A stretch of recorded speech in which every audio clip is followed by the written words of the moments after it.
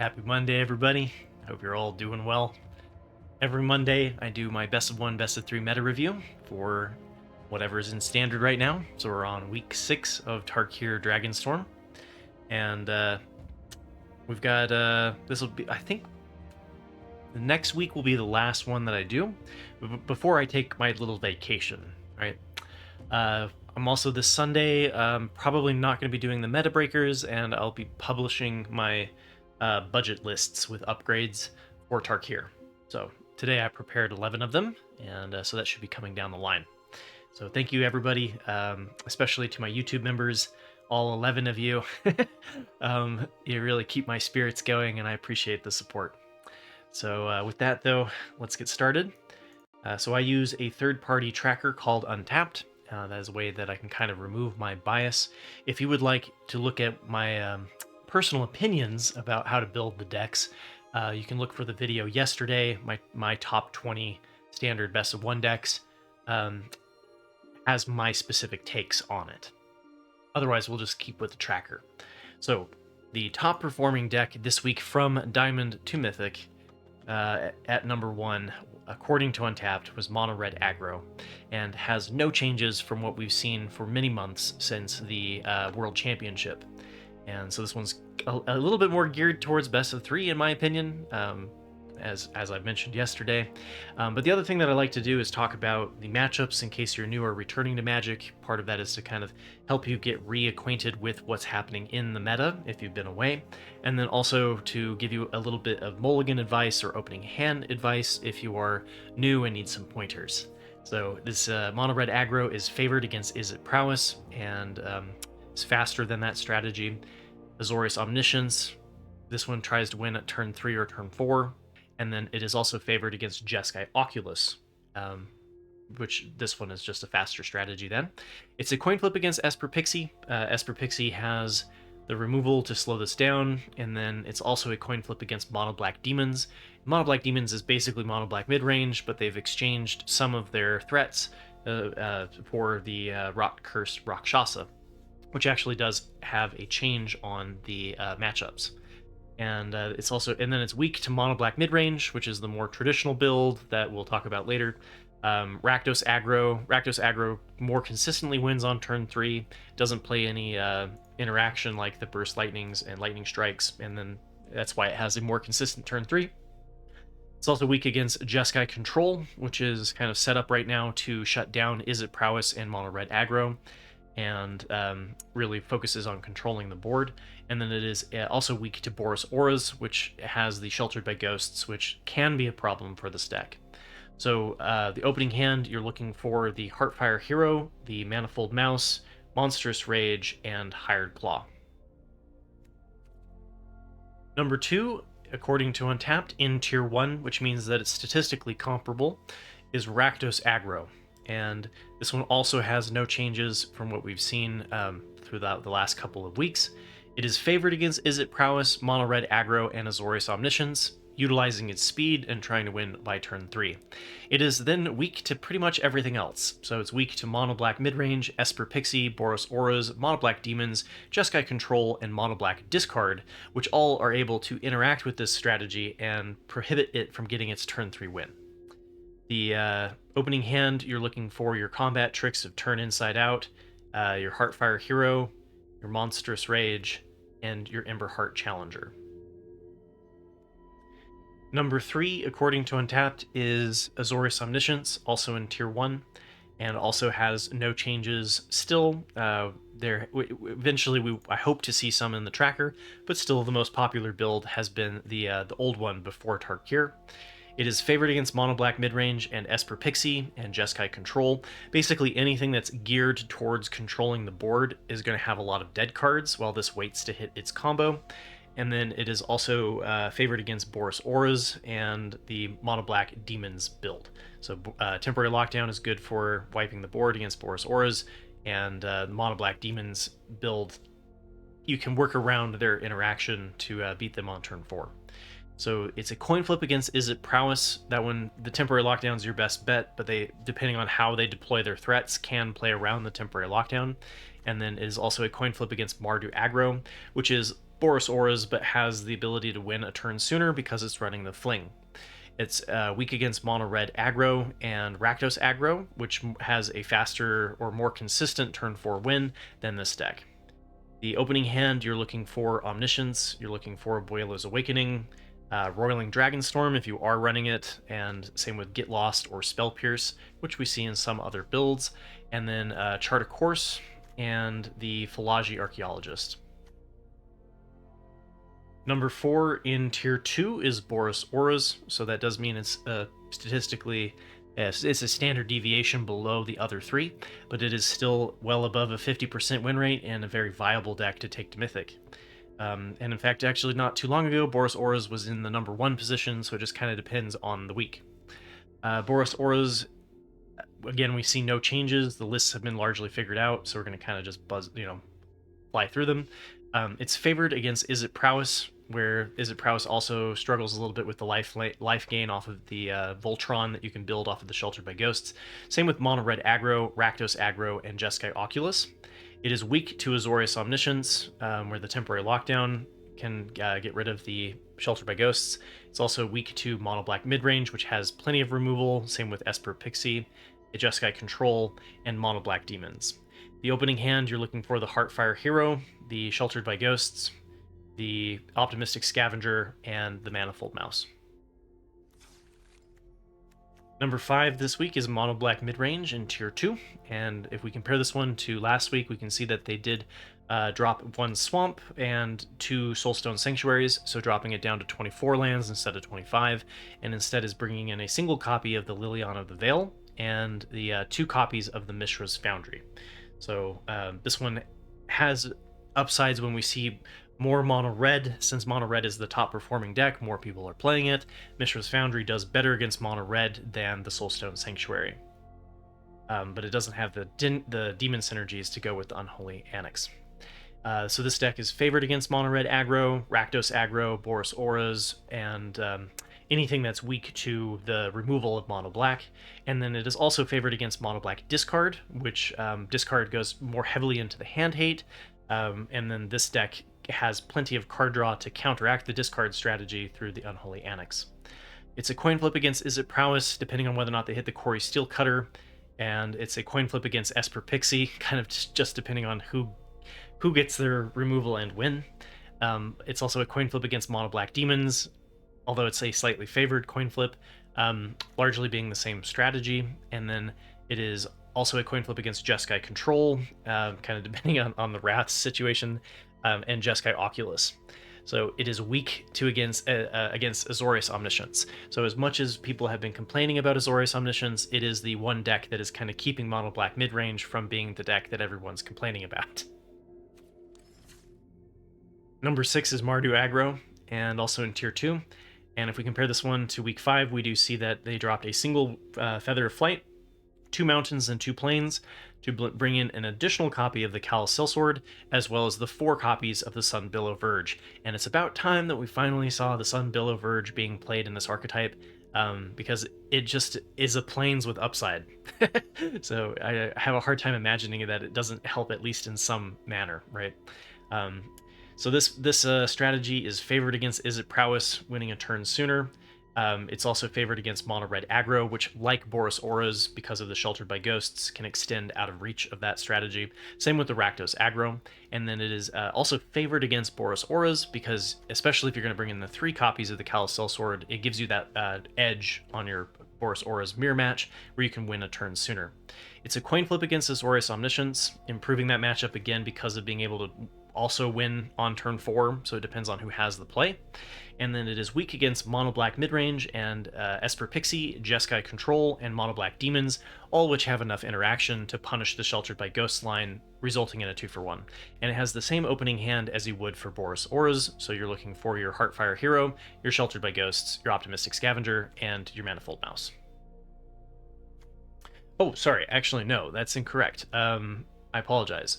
Instead of the Manifold Mouse, actually looks like this week Monstrous Rage took it as the better opening hand, so it allows you to better fling to have the combat trick.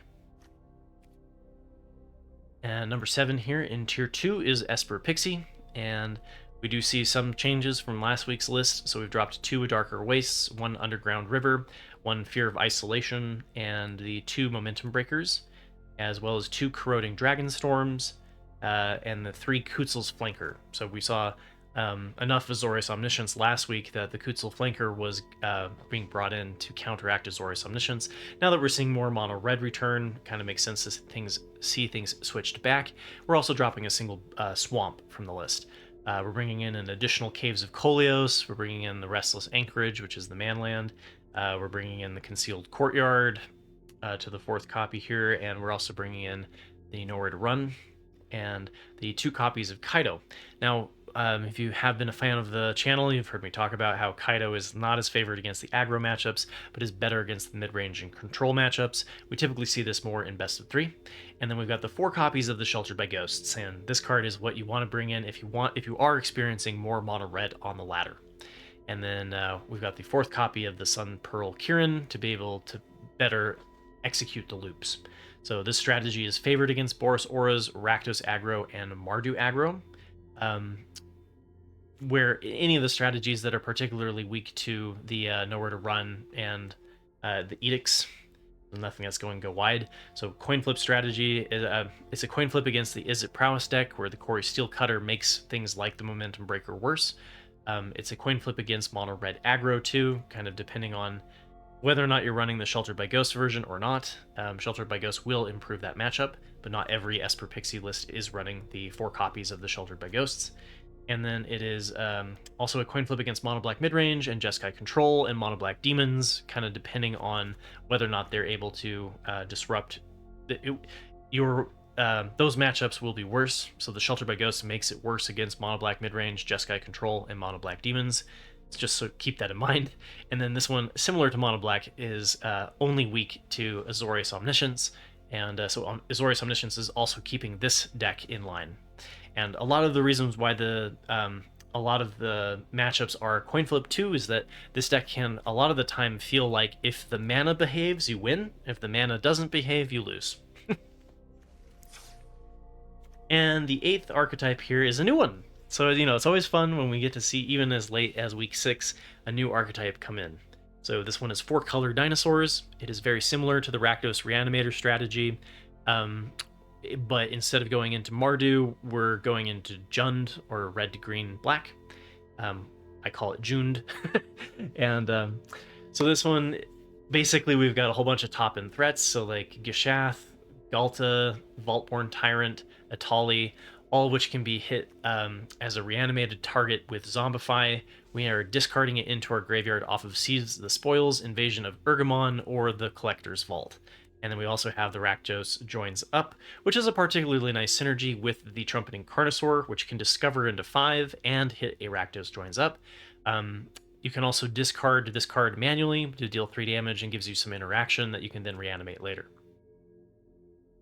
So this one is relatively new, so I don't have a whole lot of data on this one, but I do know that it is weak against Izzet Prowess and Mono Red Aggro, which are both fast enough to punish this deck before they can get the Zombify off. The opening hand, you're looking for your enablers of Invasion of Urgamon and the Seize the Spoils, your ways of enabling the graveyard. And then you're looking for a top-end payoff. Galta's pretty nice because then it can get everything else in your hand onto the board. Can't complain there. And then to also execute the combo, you need Zombify. So you want to look for this in your opening hand as well. And we had a pretty exciting weekend in Best of 3. Had the RCQ at Hartford. And first place was taken down by Azorius Omniscience by Douglas Pym. And if we compare this one to last week's list, we can see that they dropped an Island, a Plains, a Blast Zone, a single Spell Pierce, and 1 Moment of Truth. To bring in the Cavern of Souls, a single copy of Scroll Shift, which I thought was an interesting inclusion, 1 additional Confounding Riddle, the single copy of the Thunder Trap Trainer, which can help us actually get some decent dig, and the Mistrise Village, which allows us to prevent something from being countered. So the Best of 3 sideboard also got a little bit of a tweak, so we're dropping the Negate as well as the 2 Kutzel's Flankers. and a Day of Judgment to bring in the Change the Equation. This one's particularly nice for anything that has a mana value 2 or less. So, I mean, it could work against like Izzet Prowess, but it can also work at blocking the Spell Pierce and Negate in the mirror match. Tashana's Tidebinder is a good one to bring in against Izzet Prowess as well, being able to silence an artifact off of its triggered ability. We also have an additional copy of No More Lies. This one is, again, better to bring in when you're playing in the counterspell battle against somebody else. And then instead of the Kutzel's Flankers, this one is returning back to the single copy of the Ghost Vacuum, which is more readily blocked by the blast zones from your opposing player, but gives you good graveyard hate that you can then turn against your opponent. Second place in the RCQ, May 17th, was taken down by Izzet Prowess by Adam Bink. And if we compare this one to last week, there were 3 different versions of Izzet Prowess. This one is most closely related to the second version. So we're dropping an island into the Floodmaw and Torch the Tower, as well as the 2 copies of the Drake Hatcher. So a lot of the ones last week were running 2 to 4 copies of the Drake Hatcher. And this one's going back to the full-on into the Slick Shot show-off build. So we're running an additional one copy of the Spell Pierce, Thundering Falls, the full playset of the Slick Shot Show-Off, and a full playset of the Burst Lightning. And the best of 3 sideboard, we have Disdainful Stroke, Into the Floodmaw, Unable to Scream, Drake Hatchers, and the 2 copies of Ral Crackling Wit have been dropped from the sideboard. And instead we're bringing in the Lithomantic Barrage, which is good against white and blue decks. So it works out against Jeskai Oculus, Esper Pixie. Those are the 2 that come to mind. We've got a Torch the Tower, which is good for any of the aggro mirror matches. We've got a Screaming Nemesis, which is why we saw cards like the Unable to Scream being brought in. This can really help out when you're in the draw against the mirror match, for example. And then we have Sunspine Lynx, which is also good against Esper Pixie and Domain. I'd also like to talk about the standard challenges on Magic the Gathering Online. They're my tournament of choice for keeping a track of the best of 3 meta. So this week on May 15th, Mono Red Aggro by De Leon 91 took down first place. And if we compare this one, we have to go back to week 3 of Tarkir. But we do see that they took Mono Red in a different direction, and I kind of like the way that they went with it. So they dropped 2 copies of the Witchstalker Frenzy. This one combining nicely with the Screaming Nemesis, but being punished if they have removal, like Go for the Throat. We're dropping 1 Rockface Village, and that's largely because we're bringing in an additional copy of the Soulstone Sanctuary, and the more that you bring in the Soulstone Sanctuaries, the more awkward the Rockface Villages can become. We're dropping the 2 copies of the Monastery Swiftspear, as well as the 2 copies of the Invasion of Tarkir, which is not a staple. We saw the Invasion of Tarkir being explored back in week 3. And instead we're bringing in 4 copies of the Mage Bane Lizard. This is a card that usually is in the sideboard to help out against Izzet Prowess, but because of how prevalent Izzet Prowess is on the best of 3 ladder, this one is main decking all 4 copies of it. So if you're coming up against a whole bunch of Izzet Prowess and you're tired of it, you might want to explore the Mage Bane Lizard. And like I mentioned, we're bringing in an additional copy of the Soulstone Sanctuary. All right, the best of 3 sideboard here, we've got Scorching Shot. Oh, just one quick little note. Typically, we'll see things like the additional copy of the Soulstone Sanctuary as we get further out into the meta, because the meta will slow down. So at the very beginning, when there's new cards being explored, the meta tends to favor aggro a little bit, and then given a little bit of time, the people playing control figure out what can better answer the strategies that are available, and then you see the meta kind of start to slow down, and then aggro needs to adjust by bringing in better mid-range threats, and that's why we see something like the 3rd copy of the Soulstone Sanctuary. So for the best of 3 sideboard, we've dropped Scorching Shot, 3 copies of Ghost Vacuum, 2 copies of Case of the Crimson Pulse, and the 2 Mage Bane Lizards to bring in 2 copies of the Obliterating Bolt. This one is usually brought in when you see things like Preacher of the Schism or Sentinel of the Nameless City, some form of mid-range creature-based threat that's slowing our deck down. Also, Obliterating Bolt exiles, so if it's a sticky threat like Enduring Curiosity, it can be a good time to bring in the Obliterating Bolt as well. And we also have 1 Soul Guide Lantern. I like this one more than the Ghost Vacuum, honestly, just because you can cycle it, but that's because I'm a dirty best of 1 player. But this one's still giving you graveyard hate, that then if the graveyard hate doesn't matter because they've sideboarded, you can then cycle it away. And you also have Lithomantic Barrage, so an additional copy there. Same as I mentioned before, good against Esper Pixie and Jeskai Oculus. We were also bringing in an additional Torch the Tower, good for the mirror match and any of the aggro decks. 2 copies of the Witchstalker Frenzy if they don't have the way of killing the Screaming Nemesis and getting the 2-for-1. Basically, if they're damage-based removal like mono red, they would bring in the additional copies of the Witchstalker Frenzy. And then we have 1 copy of the Sunspine Lynx for against Esper Midrange, Esper Pixie and Domain. Little brain cell fired from like last year. I was so tired. So often I was talking about Esper Legends and Esper Midrange that it just kind of like slipped out. Anyway, second place was taken down by Izzet Prowess by Ham and Cheese on May 15th. And if we compare this one's closer to the 3rd version from last week. So we've dropped a single Torch the Tower, Monstrous Rage, and a Braid to bring in 3 copies of the Burst Lightning. And just giving us better interaction rather than artifact-specific hate. Being able to shoot the Slickshot Show-Offs, for example. And the best of 3 sideboard, we're dropping a Slickshot Show-Off, the 2 Disdainful Strokes, 2 Spell Pierce, and a Rebel Salvo to bring in a Braid, which is good against the other Quarry Steelcutter decks, Lithomantic Barrage, which, good against white and blue decks, Sunspine Lynx, good against the multicolored decks, the additional copy of one copy of the Eddie Crab. For a while there, we actually saw Izzet Tempo, where we were running the Hearth Elemental and the Eddie Crab, if we go back like 4 weeks or so. It's kind of fallen off in popularity, but there are some matchups where the mid-range threat of the Eddie Crab comes in handy, specifically when your opponent is bringing in the Screaming Nemesis. So when Karen is on the board, you do use the Eddie Crab to tap it. And then we've got an additional copy of Ghost Vacuum for Graveyard Hate for Azorius Omniscience, as well as Jeskai Oculus. And then we have the additional copy of the Unable to Scream, which is, these 3 cards are the answer to when your opponent sideboards in the Screaming Nemesis.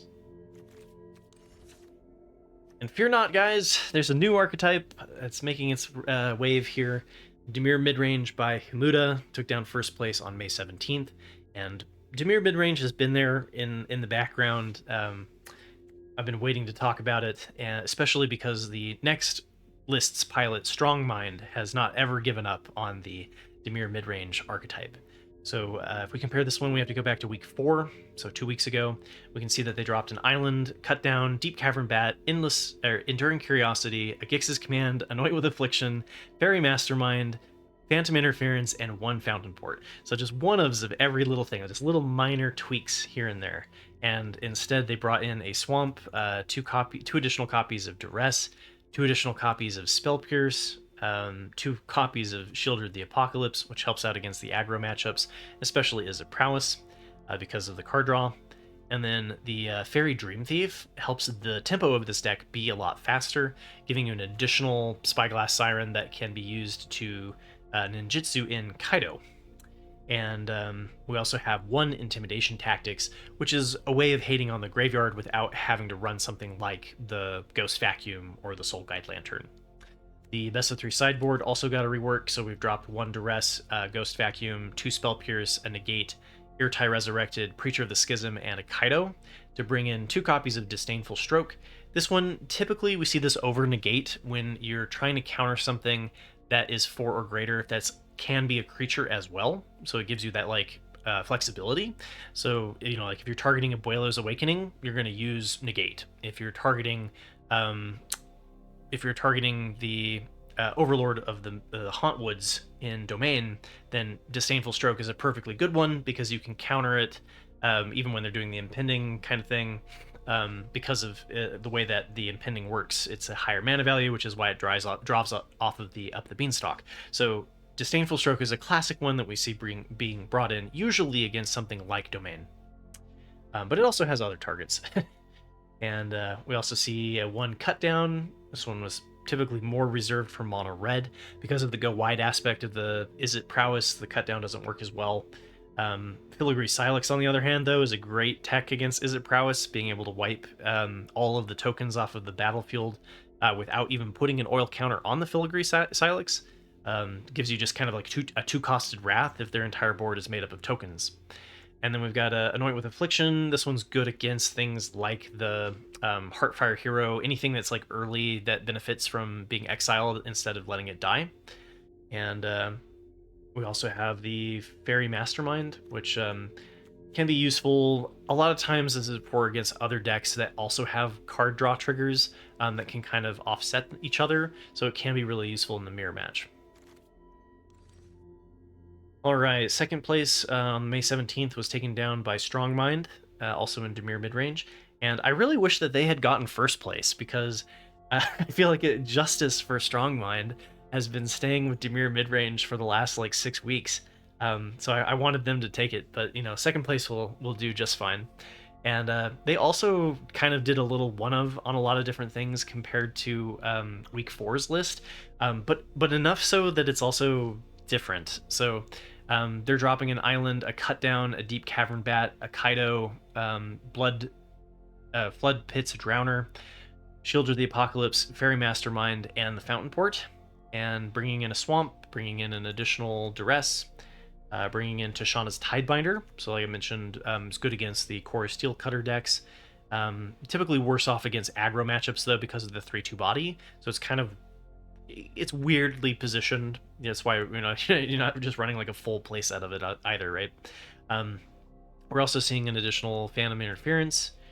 This sort of counter spells to help out against Azorius Omniscience, which we did see at the beginning of the week. We also see a Preacher of the Schism, which is a really nice card against the aggro matchups. And then we also see the Intimidation Tactics as well. So some similarities to the build by Habuda, but also some differences. And enough differences that it was actually closer to compare it to the list from week 4 than it was to each other's lists. And the best of 3 sideboard also got a rework, so the Tashana's Tidebinders have been moved from the sideboard to the main, dropped the Urtai Resurrected, dropped the Fairy Mastermind and the Preacher of the Schism, as well as the Karsi Revenant, and that's the 3/3 flying Death Touch guy that can go from the graveyard to do it all over again. And instead we're bringing in a Shield of the Apocalypse for against Izzet Prowess, cut down against Mono Red, Phyrexian Flesh Gorger against any of the aggro matchups, giving you the lifelink and stabilization. Also punishes Go for the Throat in the mirror match. And then we've got Filigree Silex for Izzet Prowess, hitting on the tokens. And then we have the Scavenger Regent, bringing in a single copy here to give each non-dragon creature -X/-X until end of turn. I was wondering when we were going to see more of the Scavenger Regent coming in as a sideboard card. So thank you for listening to my ramblings throughout the weeks. It's one of those things that I really do enjoy doing. I love being able to share my love of Magic the Gathering with you. And so thank you for being a part of my community. And if you want to help support the channel, the best way to do that is by becoming a YouTube member. But not everybody's got money that they can throw around, so if you want to help me for free, what you can do is click the like button and leave a comment below. That definitely helps. And yeah, on Sunday I'll be covering my 11 budget decks, and then I will be kind of wrapping things up for Tarkir. And I will be out of town for Final Fantasy. I'm a little bit bummed that I won't be able to do my pre-release guide, and I probably won't be able to even talk about the first couple of weeks of Final Fantasy. But I will eventually be back. My next episode that you guys will see my smiling face. So next week I will probably do the review, and it will be the last one for Tarkir. And then you guys will have to wait until the 16th or the 23rd. We will see, of June. So, feels good though. I've been really enjoying Standard, as I hopefully showcased with my 20 favorite decks yesterday. It's been a really fun meta, and it's been an absolute blast to just play an obscene amount of Magic the Gathering. And, it always feels good when you can get double top 1200 Mythic. So, got a couple more days to improve upon this. Got a couple more days to see if this will hold. And thanks for hanging out, everybody. Have a wonderful day, and I will catch you all on Sunday.